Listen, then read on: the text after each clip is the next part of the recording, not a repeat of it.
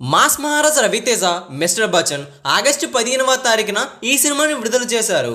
ఇప్పుడు చూస్తే 2 వారాల్లోపే టోటల్గా రన్ అయితే క్లోజ్ అయిపోతుంది భయ్య. సినిమా మినిమం షేర్ కూడా రాబట్టలేకపోతుంది. రవితేజ అభిమానులకి మరొక నిరాశ. రవితేజ మిస్టర్ బచ్చన్ 2 వారాల రన్లో ఎంత రాబట్టిందని చూస్తే రవితేజ మిస్టర్ బచ్చన్ని ప్రపంచవ్యాప్తంగా థియేటర్కల్గా 31 కోట్ల బాక్సాఫీస్ టార్గెట్తో అమ్మేశారు. టోటల్గా ఈ సినిమా కోసం 70 కోట్ల బడ్జెట్ అయితే ఖర్చు అయింది. థియేటర్కల్గా నాన్ థియేటర్కల్ హక్కులు కలుపుకుంటే సినిమా 70 కోట్ల పైన బిజినెస్ అయితే జరిగిందట.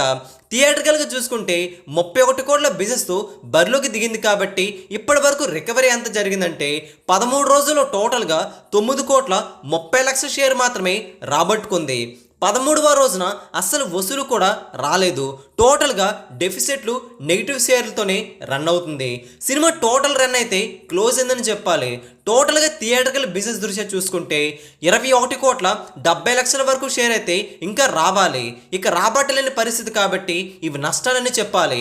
21 కోట్ల పైన నష్టాలను మిస్టర్ బచ్చన్ థియేటర్కల్గా ఎదుర్కొంటుంది. భారీగా నష్టపోతున్నారు బయ్యర్లు. అందుకని నిర్మాత దీనికి అనుగుణంగా లాసెస్ తప్పించేందుకు నిర్మాత కొంత అమౌంట్ని అయితే రిటర్న్ ఇచ్చేస్తున్నారట. అంతేకాకుండా మిస్టర్ బచ్చన్ హరీష్ శంకర్ డైరెక్టర్ కాబట్టి తన రెమ్యూనరేషన్లో భాగంగా 15 కోట్ల వరకు తీసుకున్నారు. ఆ అమౌంట్ని అయితే నిర్మాతకి రిటర్న్ అయితే ఇచ్చేస్తున్నారట. నష్టాలు తప్పించేందుకు ప్రయత్నాలు అయితే చేస్తున్నారు. ఏది ఏమైనా సరే మిస్టర్ బచ్చన్ బాక్స్ ఆఫీస్ దగ్గర భారీగా లాభాలు వస్తాయనుకుంటే ఇలా జరిగింది.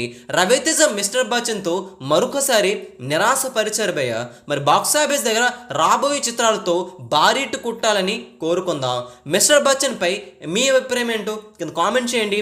ఈ వీడియో అందరికీ తెలిసేలా లైక్ చేయండి, షేర్ కూడా చేసేయండి. ఇలాంటి latest film box office updates మీ వరకు త్వరగా రావాలంటే వెంటనే మన తెలుగు సినీ స్టార్ ఛానల్ని సబ్స్క్రైబ్ చేసుకొని సపోర్ట్ చేయండి. Thanks for watching.